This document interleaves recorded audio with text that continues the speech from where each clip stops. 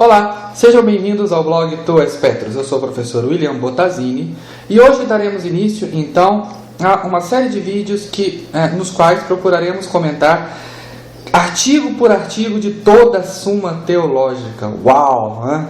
Parece ser um trabalho hercúleo e realmente é, dada a complexidade da Suma Teológica em vários itens que ela apresenta, mas é de extrema importância que haja essa divulgação da obra de São Tomás de Aquino, que haja essa divulgação da Suma Teológica. Bem, o conhecimento da obra de São Tomás de Aquino é simplesmente uma obrigação para todos os seres humanos que procuram a verdade, que procuram a beleza, que procuram a sabedoria, efetivamente. É uma obra extremamente capital, negligenciada nestes cursos de filosofia de esquerda, porque traz verdades extremamente incômodas e simplesmente irrefutáveis. Claro, se são verdades, não podem ser refutadas, é evidente. Mas São Tomás precisa ser muito mais conhecido do que já é. Ele tem que se tirar São Tomás de um pequeno círculo de intelectuais e ampliar esta influência dele para o maior número possível de pessoas. A leitura da obra de São Tomás é algo que somente pode fazer bem. Então as pessoas ficam aí se intoxicando com Marx e toda essa porcariada, enquanto existe algo de realmente valioso na filosofia, e que muitas vezes, não só na filosofia, como na teologia também, e que simplesmente é ignorado pela grande maioria das pessoas, pela maioria esmagadora das pessoas.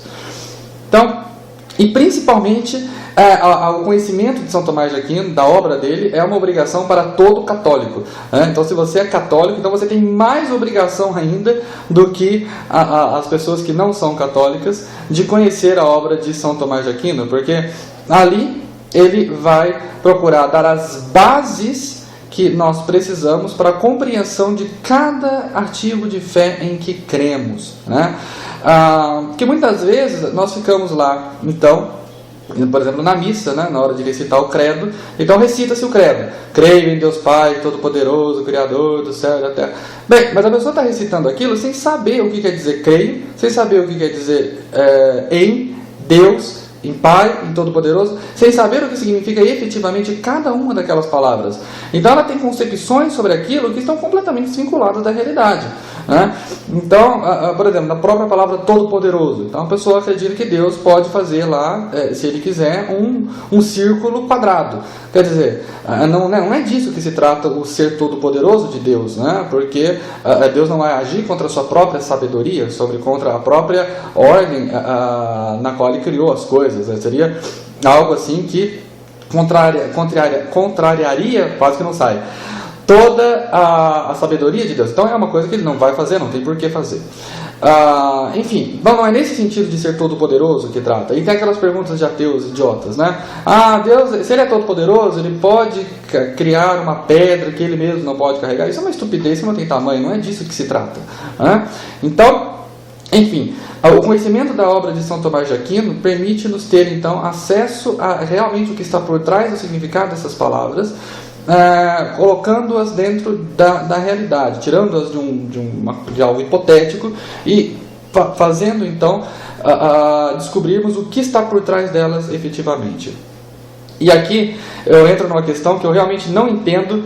Por que as pessoas simplesmente falam a missa tem que ser em português, não pode ser em latim, porque senão o povo não vai entender. Mas o povo não entende também em português. Até porque a missa também não foi feita para ser entendida, ela foi feita para ser ali vivenciada. Você está no mistério do Calvário, e o mistério realmente não se entende. O mistério é algo que você não entende, você do qual participa, mas não entende necessariamente, né? Então, vejam só. Então, quer dizer, sendo em português ou sendo em qualquer outra língua que fosse, em russo, em latim, é indiferente. O mistério não muda, né? E a falta de compreensão por parte das pessoas daquilo que está acontecendo também não muda por causa disso, né? Então, fica ali tudo mais ou menos na mesma. Bem, mas voltando então, a Suma Teológica, ela é uma obra de capital importância. E eu aqui, modestamente, pretendo comentar artigo por artigo dela nessa série de vídeos que durará aí vários e vários anos. Então não estamos com pressas para acabar, mas e por que isso, né? E aliás, o que vai acontecer com o curso de História da Igreja? O curso de História da Igreja, eu voltarei a ele um pouco depois, por questões técnicas, né? As aulas de História da Igreja são mais longas, e eu ainda não disponho de recursos para poder adquirir os equipamentos que me permitam falar por um número maior de horas, sem que eu tenha que interromper a gravação, como acontece no caso da História da Igreja. Então, é um problema que eu tenho ainda, uma limitação técnica, eu ainda não sei como resolver isso. Quando eu resolver, eu volto com a História da Igreja. No caso da Suma Teológica, como nós vamos comentar artigo por artigo, esses artigos normalmente são curtos, embora extremamente densos, né? Me parece que serão poucas as situações em que eu extrapolarei 30 minutos explicando cada artigo. Então é algo que eu consigo fazer. Para esse tempo de gravação, eu possuo recursos. Então, isso eu consigo fazer e isso eu farei. Então, vamos lá começar o nosso estudo da Suma Teológica. Logo no preâmbulo da Suma Teológica, São Tomás de Aquino chama a atenção dizendo que a Suma Teológica nada mais é do que leitinho. Ele diz que é leite, para as pessoas que não estão ainda completamente iniciadas na doutrina cristã. Então, se você não sabe muita coisa de cristianismo, então você lê lá a Suma Teológica com uma introdução. Foi com este objetivo que São Tomás de Aquino fez a Suma Teológica. Isso mostra também a decadência da educação hoje, porque conheço doutores que nunca leram a Suma Teológica e que quando leem não entendem o que estão lendo. Quer dizer, uma degradação da educação completa desde a Idade Média até hoje, que nós temos aí uma multidão de analfabetos funcionais, pura e simplesmente. Mas, então, logo no preâmbulo ele trata disso. E a primeira questão da Suma Teológica é justamente acerca da importância, ou melhor, da necessidade de se existir efetivamente uma doutrina sagrada.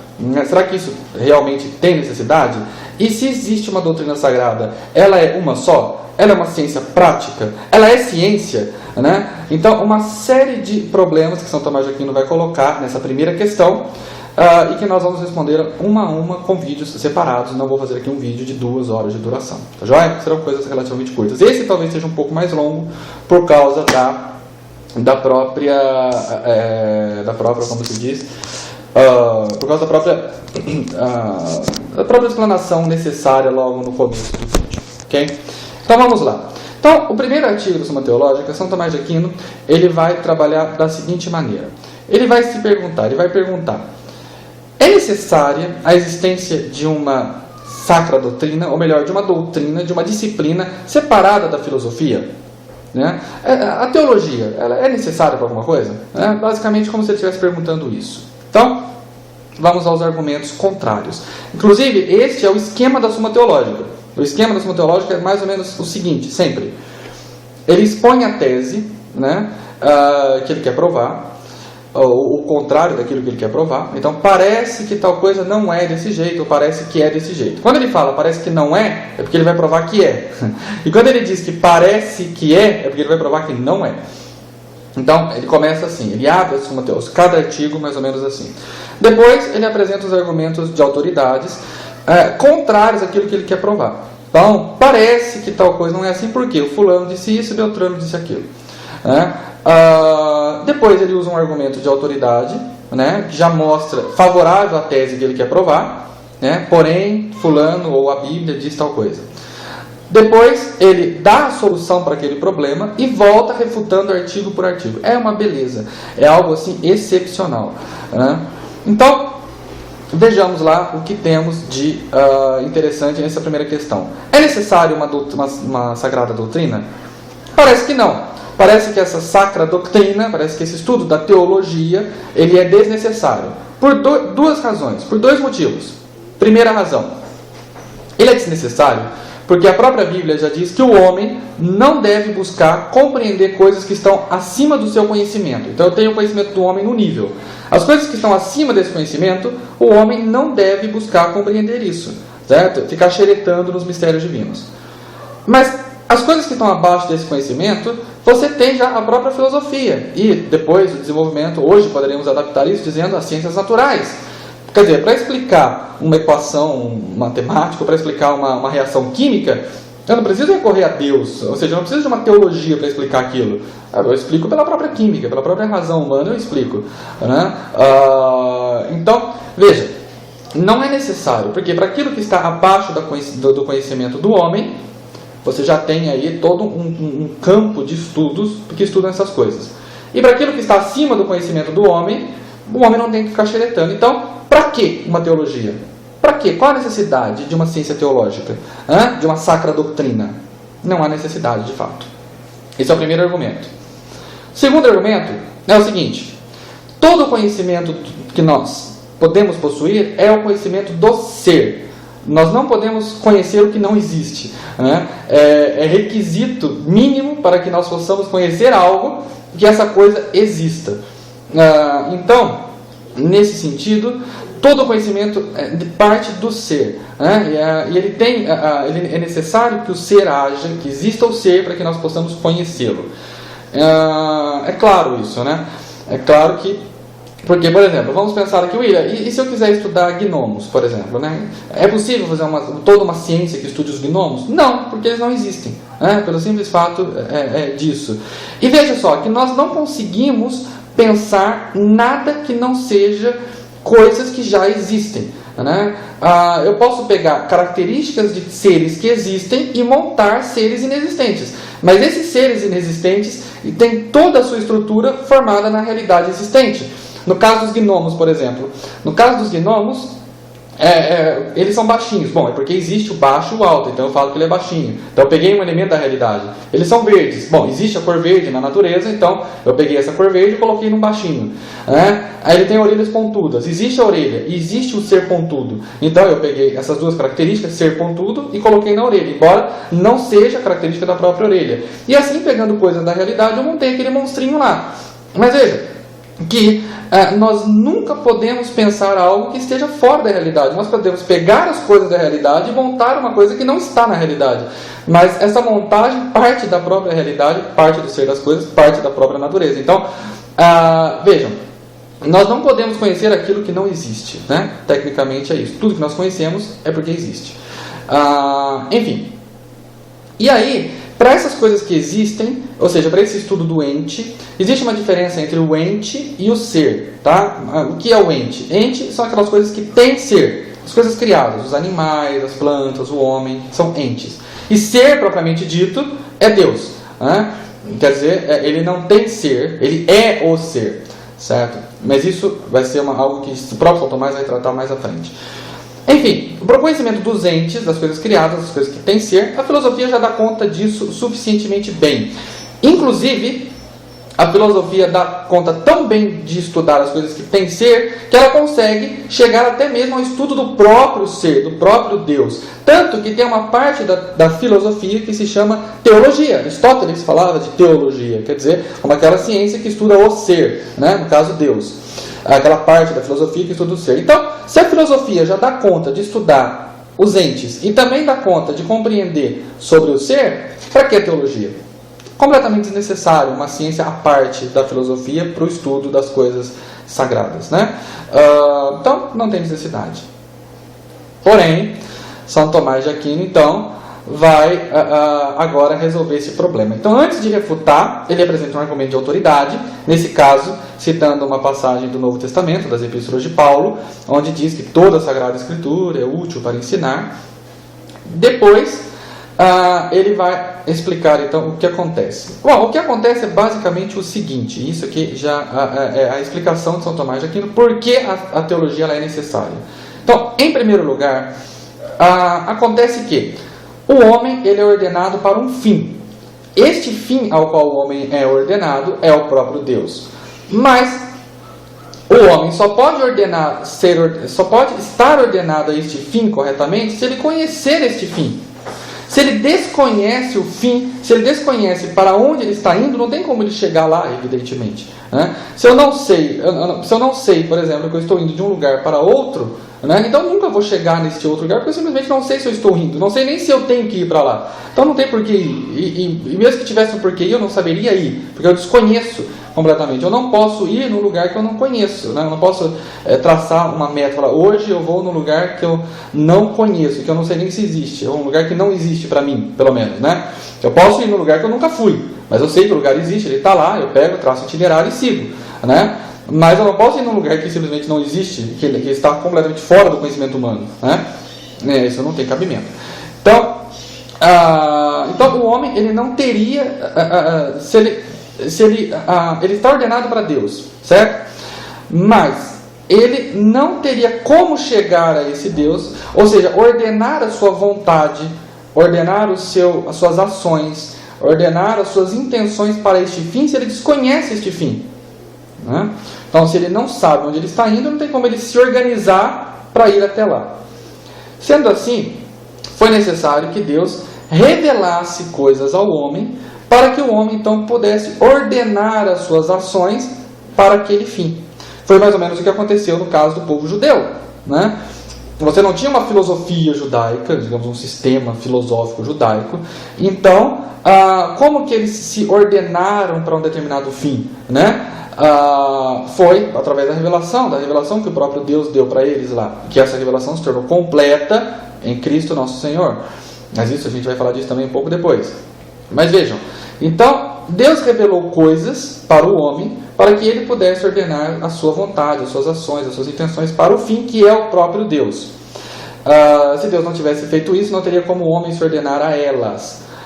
Então, e é justamente essas coisas reveladas por Deus que fogem do objetivo da filosofia. O povo judeu não tinha filosofia, e Deus revelou coisas a eles que ordenavam-nos a um fim. Logo, é estas coisas reveladas por Deus que é o objeto de estudo da teologia ou da sacra doutrina, certo? Então, este é o primeiro ponto.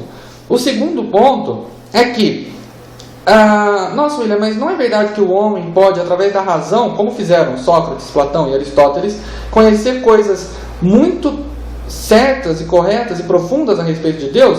É verdade. Só que esse conhecimento puramente natural, ele é problemático. Por quê? É um número limitadíssimo de pessoas que pode ter acesso a isso. Nem todo mundo nasce com vocação filosófica, com vocação intelectual. Isso se dá depois de um longo tempo. Quer dizer, quando os filósofos gregos chegam à conclusão de que só pode existir um único Deus, o povo judeu já não era novidade nenhuma para o povo judeu isso. Eles já sabiam disso muito tempo antes dos filósofos gregos chegarem a essa conclusão, de maneira independente, através apenas da razão. E, além de levar muito tempo e apenas poucas pessoas terem acesso a isso, a razão humana vai misturar lá um monte de erro, dada a própria imperfeição da razão humana. Uma imperfeição que é natural, né? Não se pode falar que a razão humana ela tem tendência para ser perfeita e conhecer todas as coisas. Não, isso é falso, nós nunca saberemos todas as coisas, mas ela tem as suas limitações naturais, é próprio do ser humano, né? Eu não posso dizer que um cachorro ele é deficiente porque não tem asa. Bom, isso é próprio do cachorro não ter asa, já, né? Que aquele ser que não tem asa é um cachorro mesmo, né? O que seria uma deficiência, um cachorro ter 3 patas ao invés de 4, porque é próprio do cachorro ter 4 patas e não 3. Ali eu tenho uma deficiência, né? Agora, eu falar que ele não tem asas não é uma deficiência do cachorro, assim como o ser humano.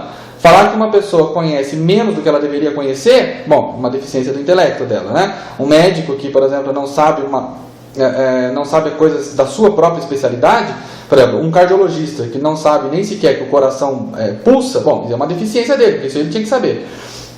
Que o coração bate, né? Então, isso é uma deficiência dele.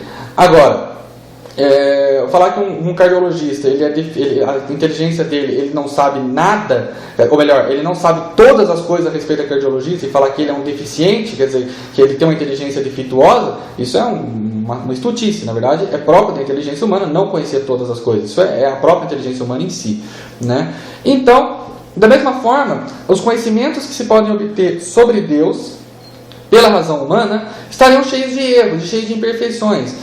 Mas o conhecimento que Deus tem para nos dar, ele é perfeito, ele não tem nenhum erro. Então, é necessária, sim, a sacra doutrina, também nesse sentido, para livrar o homem desses pequenos erros, para fazê-lo poupar tempo, para que mais pessoas tenham acesso, né? Aquilo que na Grécia apenas os altos filósofos tinham acesso, olha, a existência de um único Deus, era uma coisa assim, né? Os gênios chegaram a essa conclusão.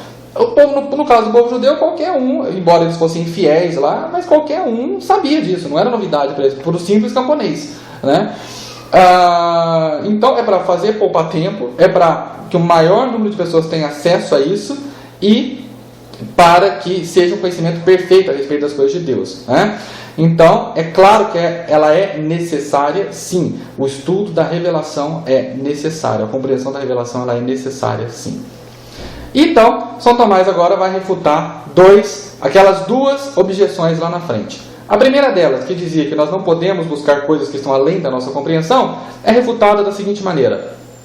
Bem, mas nós não estamos buscando coisas que estão além da nossa compreensão. Nós estamos buscando coisas que o próprio Deus revelou. E se Deus revelou essas coisas é porque Ele achou que nós teríamos compreensão para entendê-las. Nós teríamos capacidade para entendê-las, melhor dizendo.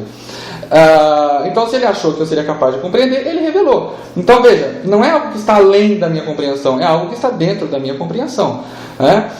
Nós não estamos buscando aqui coisas dos mistérios inefáveis de Deus. Não é isso de que se trata. Até porque sabemos que o homem não vai conhecer todas as coisas nem depois de morto. O homem nunca vai ser onisciente.